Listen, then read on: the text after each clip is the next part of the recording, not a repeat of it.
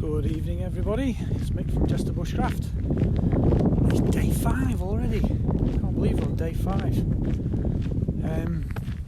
As always, I hope you're all doing well, or as well as can be expected. I'm without my sidekick today.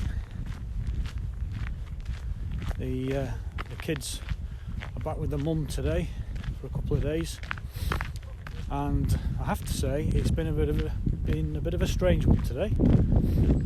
Not having the kids about, I've had them for the last I think three or 4 days, and I've been doing the schooling with them, making the breakfast, lunch, tea, chatting with them all the time, and to not have them here today has been it's been really strange.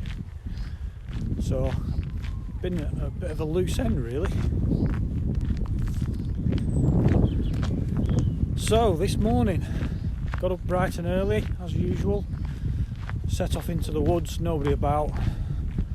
A bit cooler this morning, but I must admit all night I was panicking about the camera because it was sort of on show a bit. Now, I wasn't expecting many people to come down there, but as we were setting the camera last night, a guy did wander past with his 2 dogs. Now, he didn't look the type that would see something like that and smash it to bits or nick it or whatever, so I wasn't too worried about that, but you just never know. But luckily the camera was still in place, so as per usual I hot-footed it back to my apartment to check the footage, and there was some footage. Wasn't any video. It was just a photo. Wasn't quite the photo I was expecting. It was of an animal. Well, I might as well just show you. So yeah, it was a cat.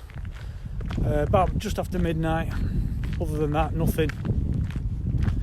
So today I've been doing a bit of research into wildlife cameras and just finding out what the best placement tips I could find, and the general consensus is you should have them about waist height and about 15, 20, 25 feet from the target, your hopeful target. So that's what I'm going to try today. Where I've been setting it, apart from the first night where it actually spotted the fox, on the other 2 occasions I think I've been limiting the view angle, whereas if I had it further back and looking at a wider area, more chance of picking something up and triggering it for video. So that's what I'm going to try tonight.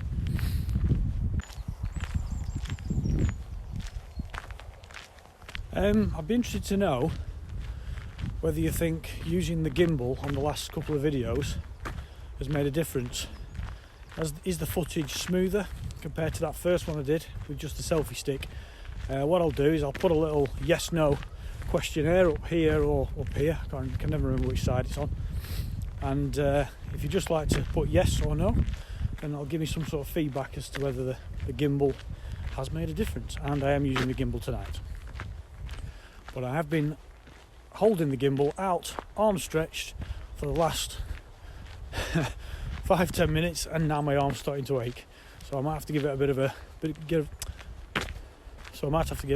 break.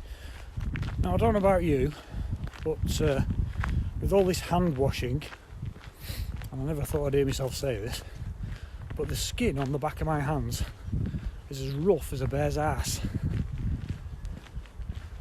Yeah, it's giving me a bit of jip actually.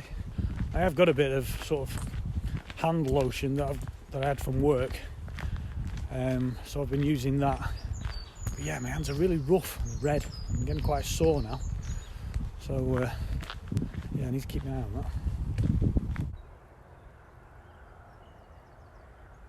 Another thing, if you've got any questions you want to ask as he trips up, then please put them in the comments section below. Anything you want to ask, doesn't matter what it's about, as long as I can answer it. Don't ask me anything scientific. Yeah, if there's anything you want to ask, just put it in the comments below, and I could answer those in a future lockdown video. It gives me a bit more content for the video, because you can only walk up and down these bridleways so many times. You don't always see something different, so it'd be handy to have something like that, to, you know, a few questions to answer. So yeah, just bomb down below. Since I've been using the wildlife camera, I have found myself walking around looking for places to put the camera, and this is a spot that I regularly walk past. I can really smell the fox. The scent is really strong, and there's a little sort of run through there that could possibly be from the fox.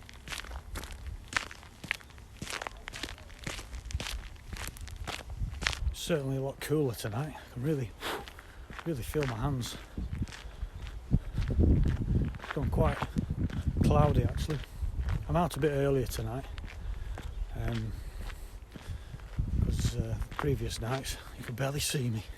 I know you really want to see me, so yeah, I've come out a little bit earlier just to because I had a bit more to say really today. So yeah, but it's really cold. And you can hear there the wind's getting up a bit. But I don't think there's going to be many stars out tonight, or planets for that matter.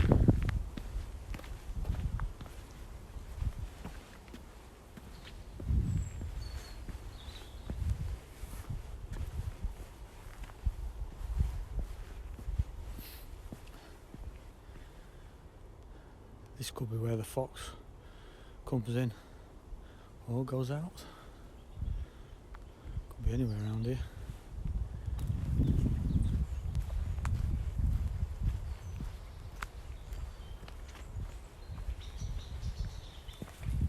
Right, I've come to the end of my walk again. I've just set the camera once again in the original spot that I put it when I first caught the fox. I thought, if that works, I might as well try it again to see if it picks anything up. So we'll check again in the morning. Okay, I hope you enjoyed that. If you did, give us a thumbs up. If you're new to the channel, don't forget to hit the subscribe button that's here, or the one down there, and don't forget to click on that bell icon so you don't miss out on my next video. Okay, catch you on the next one.